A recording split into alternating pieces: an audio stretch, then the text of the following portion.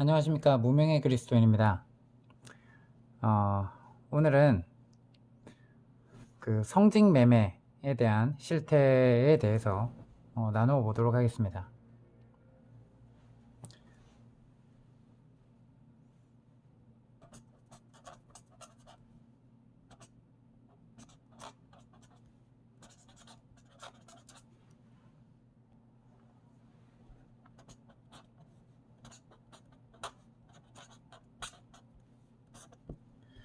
자, 중세 종교개혁자 존 후스가 이런 말 합니다.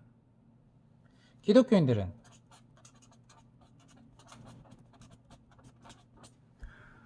분명한 성직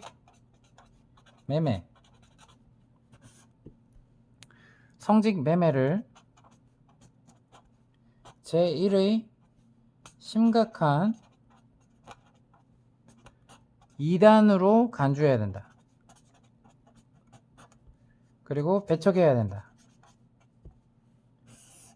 자, 기독교인들은 분명한 성직 매매를 제1의 심각한 이단으로 간주 배척해야 된다. 또한 충고를 받고도 그들이 그만두기를 거절하면 세속 권력이 나서서 그들을 척결해야 한다. 왜냐하면 성직 매매에 비하면 여타의 모든 죄들은 아무것도 아니기 때문이다 라고 말할 정도로 이거는 존 후스가 당시의 성직 매매에 대한 실태를 비판을 하면서 인용했던 교황 파스칼 2세의 말입니다. 종교개혁자들은 중세교회 부패 현상 중 성직 매매를 가장 큰 죄악으로 꼽았었어요. 종교개혁자들 뿐만 아니라 그레고리 7세를 비롯한 중세교회 존경받는 지도자들이 성직 매매를 이단 중에서도 가장 심각한 이단으로 간주했다는 그러한 사실이었습니다. 우리가 저도 이제 그 신앙 상담을 하던 중에 목회자들의 문제, 목회자들의 어떤 그러한 은밀한 것들, 이런 것들을 깊이 이제 보게 되고 또 알게 되고 저도 경험했고, 그런 것들로 인해서 하나님을 왜곡해서 믿고 있고, 또한 잘못된 성경적이지 않은 잘못된 관습에 매여 있는 수많은 사례들을 접할 수 있습니다. 그리고 또한 성직 매매에 대한 관련 사례들도 접할 수 있죠. 이거는 특정 교회, 특정 목사의 문제가 아니고 시스템 전반의 문제예요. 중소형 교회의 경우 담임 목사를 청빙을 해요. 그럼 헌금이라는 명목으로 대가를 요구하는 교회가 적지 않아요. 근데 더 심각한 게 뭐냐, 대부분 교인들이나 목사들이 이런 행태를 누구나 다 하는 것이니 문제가 되지 않는다고 생각하는 거예요. 모든 교회의 담임 목사직이 매매되는 것은 아닐 거라고 생각을 합니다. 그렇게 생각하고 싶지 않아요. 문제는 이런 죄악들이 일반적으로 이루어지고 있다는 것은, 그리고 이것이 아무런 문제의식 없이 헌금 그리고 헌신 이런 말로 포장되면서 용인되고 있다는 것이에요. 예수님께서는 성전에서 장사하면서 이익을 도모했던 그런 종교 지도자들에게 붙었던, 그리고 그들이 뒷배경을 봐주면서 그들이 뒷돈을 챙겼던 이러한 사건들로 인해서, 그러한 부패의 현실로 인해서 분노하셨어요. 맞죠? 이 예수님의 분노는 성전에 대한 애정에서 기인한 것이었어요. 근데 이러한 마음은 예수님으로 하여금 채찍을 들게 했고 환전상의 탁자를 엎었어요. 오늘날 교회라는 집단이 진짜 교회라면 내 아버지의 집을 장사하는 집으로 만들지 말라 라고 말했던 예수님의 외침을 들어야 되지 않겠습니까? 이런 심각정, 자체 정통교회라고 하면서 이런 이단적 행위를, 종교개혁자들의 후손이라고 하는 교회들이 이러한 이단적 행위를 아무런 죄책감 없이 한다면 주님의 거룩한 핏노를 피할 수 없을 뿐더러 이런 종교개혁자들의 핏값을 우리가 무시하고 있는 꼴이에요. 그래서 이러한 사실에 대해서 개탄을 하며 우리가 깊이 깨달아야 된다는 것입니다. 자, 어떤 사례에서 보면 개척을 하고 어떤 목사가 교회를 개척해서 이제 목회를 해왔어요. 근데 이제 교인 숫자라고 할게요. 성도들이 이제 한 20명 남짓. 자, 그리고 이제 이제 여기서 이제 목회가 더 이상 희망이 보이지 않는다. 막 성장이 안 되는 거예요. 그러니까 그 판단에서 일단 이곳에서의 목회를 접기로 해요. 그러니까 이제 광고를 내는 거예요. 뭐 신문에 아니면 어떤 사이트에. 자, 근데 여러분 아십니까? 자, 여러분 교회 매매라고 자 네이버에 검색을 해보십시오. 자, 그러면 어떤 단체가 뜰 겁니다. 사이트 단체가 뜰 거예요. 자, 그러면 한국 교회 매매.com 또 기독 정보넷. 자, 이런 사이트가 있어요. 사이트가. 자, 근데 이런 사이트에서 이제 교회 매매 그리고 교회 임대 막 이렇게 해서 매물이 막 올라와 있어요. 자, 이런 사이트에 교회 매매해서 부동산 매물처럼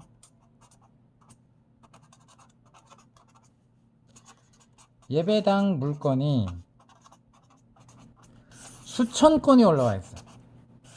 그래서 뭐 대형 교회 매매 뭐 이러면서 뭐 이렇게 가격도 올라와 있고 이렇습니다. 자, 아까 얘기했듯이 어떠한 사유로 인해서 예를 들면 목회를 하다가 더 이상 성장이 안 보여. 10년 20년을 했는데도 더 이상 성장이 안 돼. 20명 남짓으로 계속 머물러 있어. 자, 그러니까 이제 그 목회 활동을 접기로 해서 이제 매매라는 곳에 내기도 하고 아니면 예배당을 크게 세워놓고 이것을 감당이 안 되는 거예요. 원금과 이자가 감당이 안 돼. 그러니까 어떻게 돼요? 다시 이제 작은 교회로 옮긴다거나 아니면 부도가 났다거나 자, 이자를 감당하지 못하거나 아니면 경매 물건으로 나오기 직전이거나 아마 등등의 많은 사유가 있어요. 아니면 이것을 이제 예배당을 세운다고 무리하게 이제 대출을 받고 하면서 이제 교회가 이제 성도들이 이제 막 갈라지거나 파가 갈라지거나 아니면 또 담임 목사파 아니면 뭐 후임 목사파 은퇴 목사파 뭐 이런 식의 또 이제 많은 문제가 일어나서 또 교회 재산을 또 이제 또 어떻게 하지 못하니까 또 이런 부분에 대해서 좀 매물이 나옵니다. 자, 근데 더 아이러니한 거는 한국 교회 매매래요. 교회가 뭘까요? 앞서 영상에서 계속해서 얘기했죠. 교회가 뭘까요? 자, 기독 정보라고 하면서 교회 매매가 있어요. 교회 임대가 있어요. 이 교회가 뭐라는 거예요? 건물이죠. 여기서 말하는 건 이것만 봐도 교회가 건물이라는 거예요. 맞습니까? 교회가 무엇이라고 생각하면 교회가 뭔지도 모르는 사람들이 이런데 매물을 광고비를 주고 올리기도 하고 수수료를 주고 이렇게 그 대가로 이익을 보기 위해서 이렇게 하고 있습니다. 이게 무료일까요? 아니에요. 자, 개척을 준비해요. 어떤 사람이 개척을 준비해. 나이 많이 들어가지고 이제 그 신학 대학원이나 이제 해요. 그러니까 어떤 부교육자로 가기에는 뭐 해? 담임 목사를 바로 할 수 있는 방법이 없나? 라고 연구 끝에 이제 이러한 사이트를 봅니다. 이런 교회 매매 광고를 봅니다. 입지 등의 매매 조건을 알아보기 위해서 이제 이렇게 만나거나 연락을 합니다. 자, 그러니까 이 전 목사가 어떻게 돼요? 건물, 시설비에 대한 평가액과 더불어 현재 남아있는 교인 20명에 대한 권리금도 요구합니다.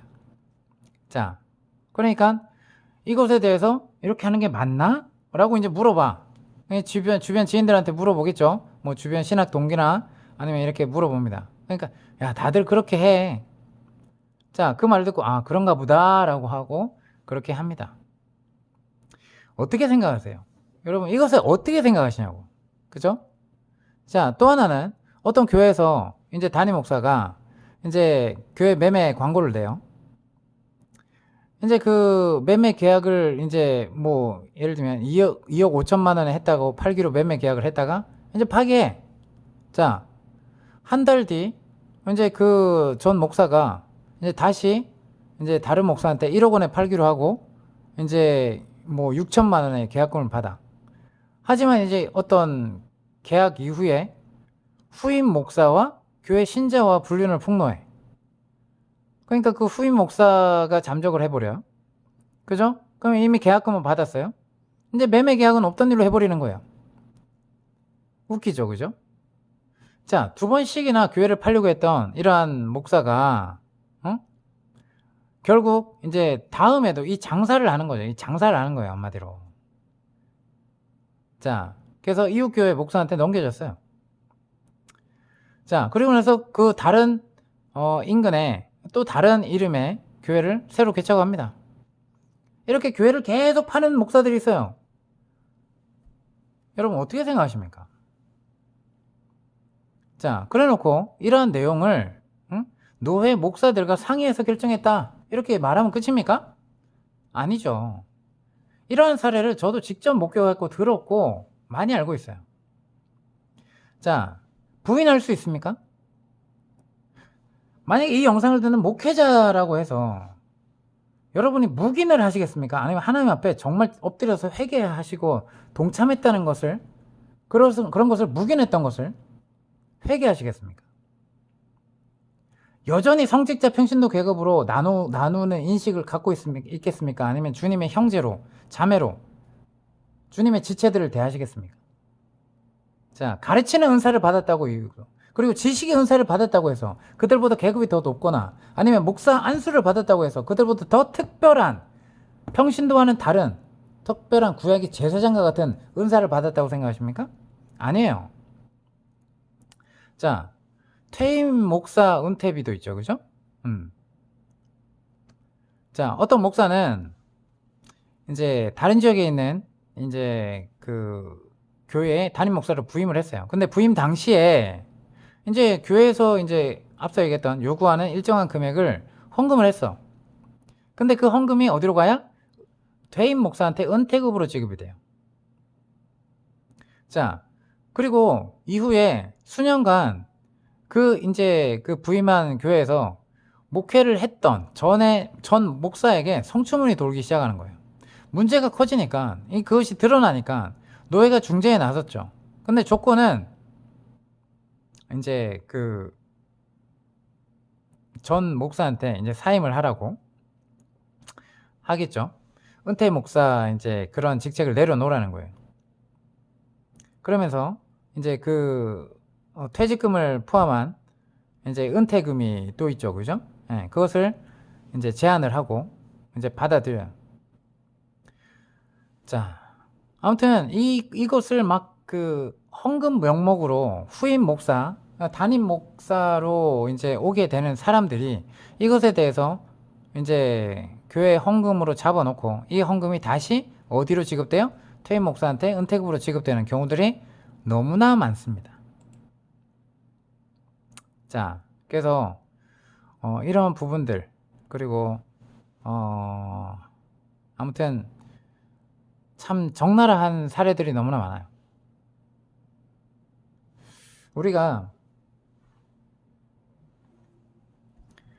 자, 평신도들은 도저히 접할 수 없었던 이러한 부분들에 대해서 제대로 알기를 원합니다. 자, 어떤 목사가 이제 그 다니던 교회에서 10년 동안 부목사로 사역을 했어요. 근데 이제 어떤 교회 담임 목사로 이제 부임을 하게 됐어요. 근데 그 부임하게 된 그 부임 조건, 담임 목사 부임 조건이 역시나 후임 목사 은퇴금을 위한 수억 원의 헌금이었어요.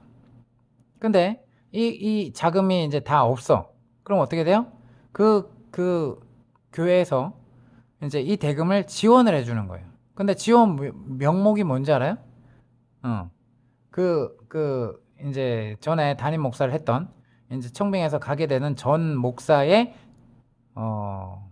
이제 은퇴 자금을 주기 위한 명목으로 이제 예를 들면 개척 지원금이에요. 개척 지원금. 자, 부목사로 있었는데 이제 어떤 K교회 담임 목사로 가요. 그러니까 여기서 이 교회, 원래 다니던 S교회가 있어요. S교회 부목사가 이제 여기서 은퇴 자금으로 이제 헌금을 해야 되는데 부족한 헌금을 여기에서 이제 개척 지원금으로 주는 거예요. 개척 지원금으로. 자, 이 짜고 치는 고스톱이나 뭐가 달라요? 그죠? 부목사의 개척 지원금이나 담임 목사직 매매 비용이나 다를 바 없다고 이렇게 여기기 때문이었죠. 자, 그리고 어떤 제가 아는 개척 위한 자금이라고 이제 신학대학원 졸업을 하면 이제 개척을 하도록 한 2억 원을 이제 준비를 했어요. 형제 자매들로부터도 이제 또 헌금을 모으고 이제 개척하게 됐다 해서 이렇게 막 모으고 있었어요. 그래서 전세 비용이나 아니면 시설비나 이런 걸 고려해서 이제 한 2억 원 정도 들겠지라고 생각하고 이제 적당한 금액으로 모였어요. 근데 이러한 개척으로 예배당을 이제 그렇게 개척이라고 이제 포기했어. 왜요? 지인들한테 들은 정보 때문이죠. 아니 2억 원이면 개척을 하는 것보다 100명, 200명 정도의 규모로 바로 교회로 가서 담임 목사를 할 수 있는데 차라리 그쪽을 알아봐라. 그래서 어떻게 돼요? 자신의 돈에 맞는 교회 매매 사이트를 열심히 둘러보고 있습니다. 자, 여러분, 이런 사례들이 여러분에게 어떻습니까? 한국 교회 목사들에게 있어서 공공연한 비밀이에요. 남들도 다 한다라는 정서, 그리고 부정하고 죄악시된 행위를 묵인하고 어차피 이 땅의 교회는 죄악으로부터 벗어날 수 없는데 라는 생각을 하고 있습니까? 아무리 헌금이라는 이름으로 포장을 한다 해도 이것은 명백한 담임 목사직의 매매예요. 자, 그러면 이 담임 목사직만 그렇습니까?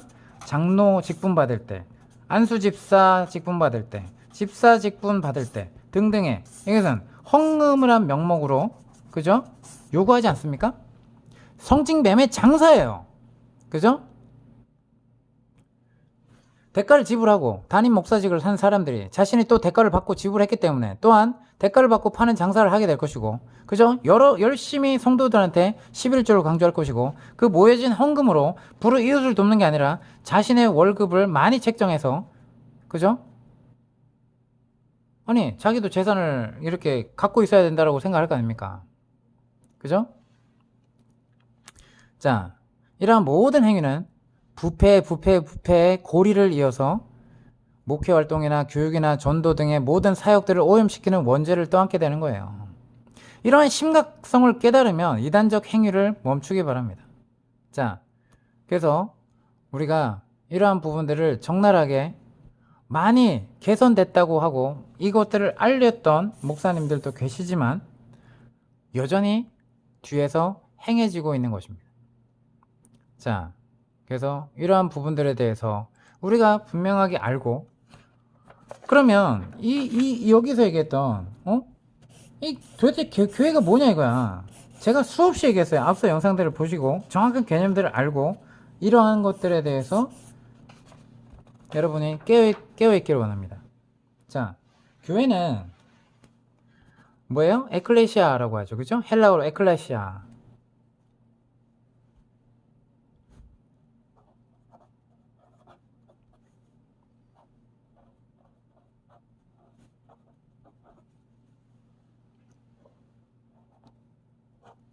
자, 에클레시아예요.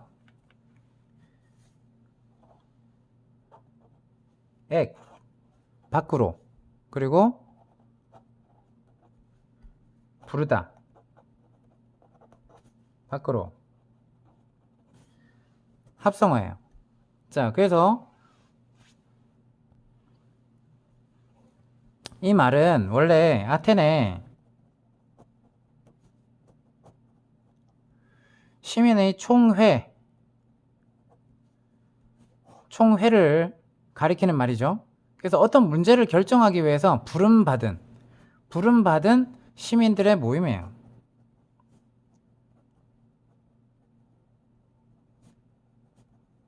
이게 원래 이제 여기서 유래가 된 거예요. 자, 근데 기원전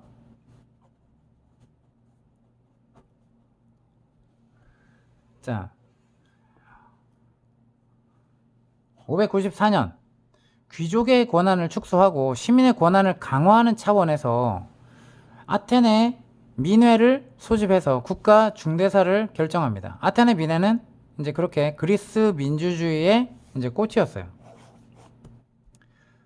초대교회인데 이 초대교회가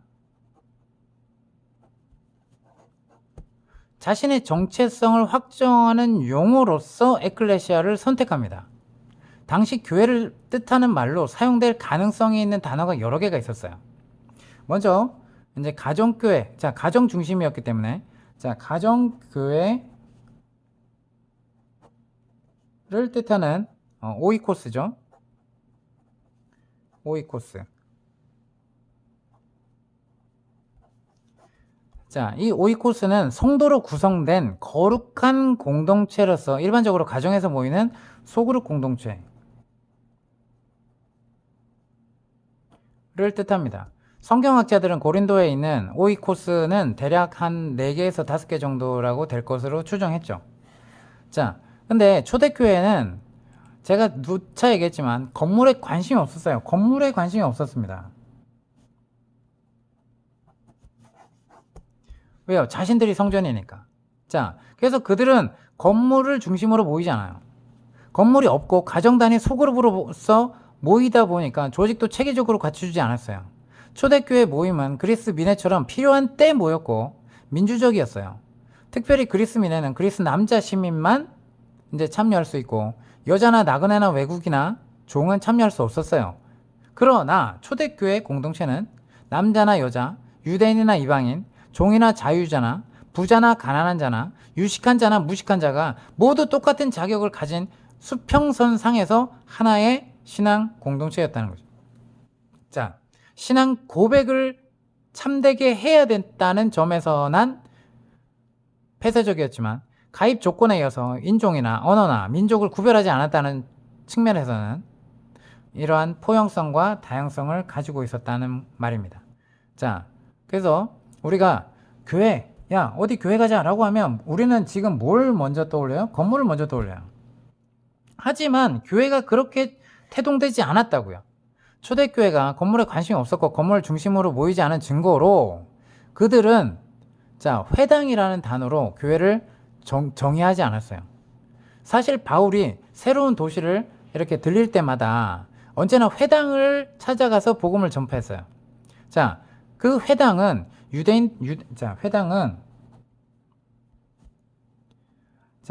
교인들이 디아스포라 돼가지고요, 그죠? 그 지역에 이제 모여서 이제 유대 남자들이 모여서 회당을 이제 만들어서 이제 그렇게 신앙 활동을 했었어요. 근데 이 유대교인들이 모여서 말씀과 찬양과 기도를 드리는 장소요, 교육 장소였기 때문에 복음을 전파하기 위해서 이들이 모여 있기 때문에, 그죠? 회당을 먼저 가서 이제 복음을 전파하는 거예요. 자, 교회 출석하듯이 바울이 여기를 회당을 찾아간 게 아니라 복음을 전파하는 조건으로 참 좋았기 때문에 회당을 간 겁니다. 따라서 교회의 모습과 가장 유사하다라고 할 수는 있죠. 그런데 초대교회는 이 회당이라는 말을 사용하지 않았어요. 뭐 때문에 있을까요? 쉽게 추측할 수 있는 건 회당은 유대교인들이 모여서 율법과 할례를 강조했어요.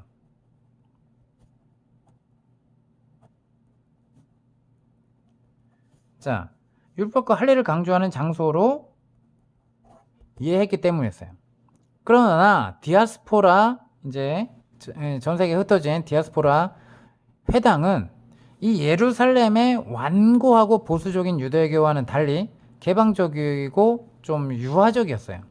그래서 이 디아스포라,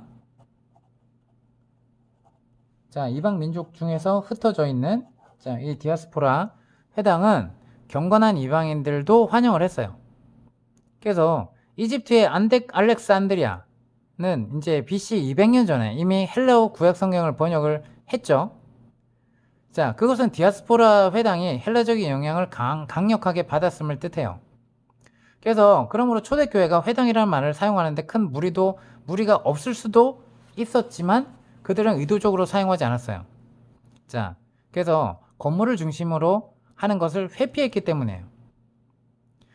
자, 그래서 성경학자들은 회당이 실제 건물과 밀접하게 결부되어 있는 개념이 있었기 때문에 사용하지 않았을 것이다 라고 판단을 하고 있죠. 자, 사도 바울은 결코 교회를 회당 혹은 건물이라고 절대 부르지 않았다는 거예요. 그는 교회를 그리스도의 몸이라고 하지 않고 오히려 그리스도인은 그리스도의 몸에 속한다 라고 했어요. 자, 그래서 에클레시아는 지역적 이제 회중. 자, 로마서 16장 1절, 고린도전서 11장 18, 22절, 그리고 14장 4절, 5절, 12절, 23절, 28절을 참고하시면 될 겁니다. 자, 그리고 혹은 이제 회중들의 한 집합제 개념으로 보는 거는 자, 로마서 16장 4절, 16절, 그리고 갈라디아서 1장 2절, 22절, 그리고 고린도전서 4장 17절, 7장 17절, 그리고 11장 16절, 16장 1절. 자, 요걸 찾아보시면 도움이 될 겁니다. 그래서 에클레시아는 분명하게 지역적 회중과 회중들의 한 집합체라는 의미를 담고 이야기합니다. 건물의 개념이 아니에요. 자, 분명하게 기억하십시오. 그래서 구약에도 신약과 비슷하게 하나님의 말씀을 듣고 하나님을 예배하기 위한 목적의 집회가 있었어요. 구약은 하나님의 회중 혹은 야훼의 회중이란 용어를 사용하죠. 이는 쿰난 공동체에서도 사용합니다. 그래서 알렉산드리아에서 번역한 70인역이 있죠. 이 70인의 역은 그 구약의 회중을 에클레시아 그리고 혹은 회당으로 번역을 합니다. 그리고 70인역 성서에서 에클레시아와 시나고그의 구별을 시나고그, 자, 회당이에요. 시나고그. 자, 시나고그라고 발음하죠. 시나고그의 구별을 강조하지 않고 혼용하여 사용합니다. 그러므로 단순히 70인역 그 에클레시아를 차용해서 썼다라고 이해하기도 어려워요. 자, 그러면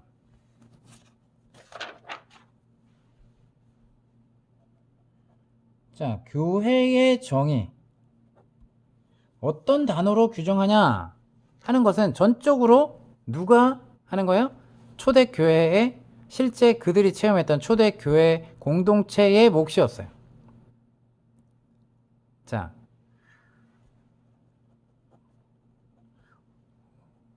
로버트 뱅크스라는 이제 학자가 있었어요.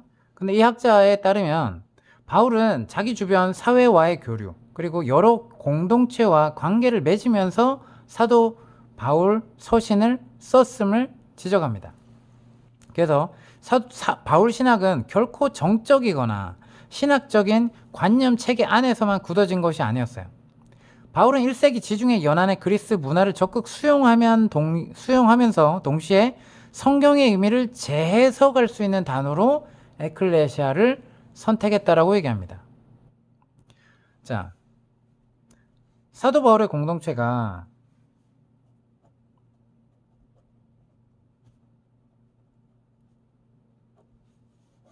에클레시아는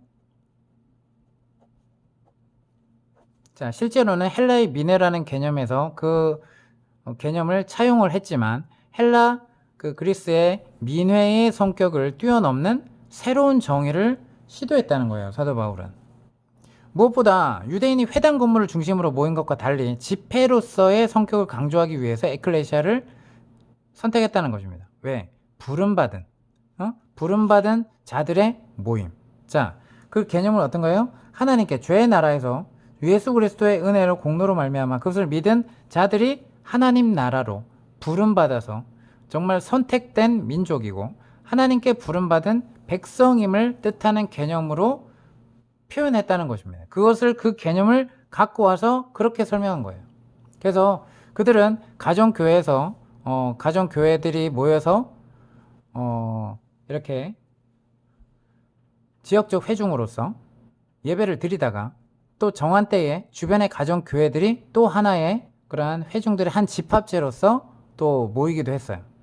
그래서 그들은 에클레시아를 통해서 예배나 기도나 성찬이나 토론 등이나 은혜를 나누는 그러한 것들 뿐만 아니라 어떤 결정을 해야 되는 것들도 논의를 하였습니다. 자, 그래서 바울과 초대교회가 에클레시아라는 개념을 이제 선택했던 이유는 강하게 건물이나 조직을 배제하기 위함이었어요.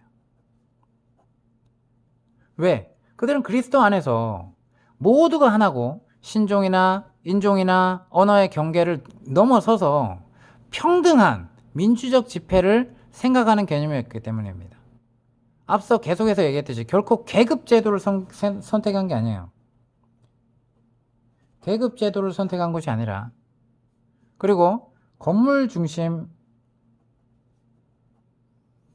모임도 생각한 것이 아니었어요. 이것을 초월합니다. 오늘날 기독교는 초대교회에서 에클레시아를 선택하는 이유와 목적을 지금 상실했다는 거예요. 그러니까 오히려 지금은 뭐만 남아있어요? 계급제도와 건물 중심의 조직, 그리고 종교 시스템만 강조하여 남아있어요.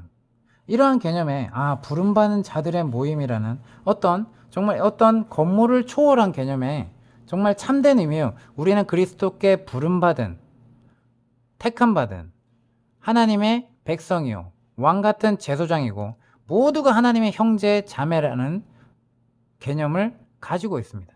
그래서 참으로 본뜻을 잃어버린 모습으로서 한국교회가 남아있고, 아까 얘기했듯이 어떻게 성직 매매도 하고 있고, 교회라는 개념을 잘못 그 큰 사이트에서 전부 다가 한국교회 매매라는 말로 표현이 되면서, 그죠?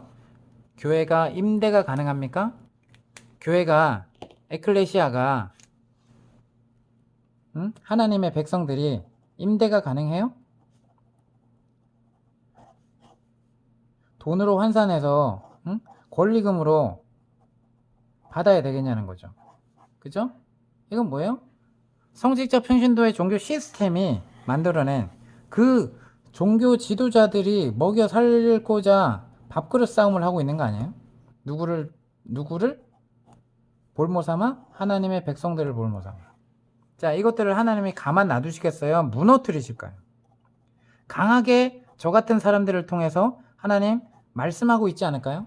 존 후스와 같이, 존 위클리프와 같이, 윌리엄 틴데일 같이, 그렇게 하나님이 강하게 오늘날도 말씀하시지 않으실까요? 여러분, 깊이 생각합시다. 그리고 잘못된 것이라면, 성경적인 것이 아니고 그리스도의 말씀에서 벗어난 것이라면 저항합시다. 그리고 그러한 것을 알리고 깨닫고 소통합시다. 자, 그게 종교개혁의 후손으로서 마땅히 해야 되는 그리스도인의 역할이요, 사명인 줄 믿습니다. 오늘 이 시대가 부패되는 것은 교회가 이교도화되어 있고, 정말 교회라 하는 이름으로 하나님을 주인 삼지 않고 하나님이란 이름으로 우상 숭배를 자행하고 있는 그 결과입니다. 여러분, 자신이 만든 하나님을 숭배하지 말고 참된 하나님을 힘써 알고 하나님께 돌아갑시다. 이상입니다.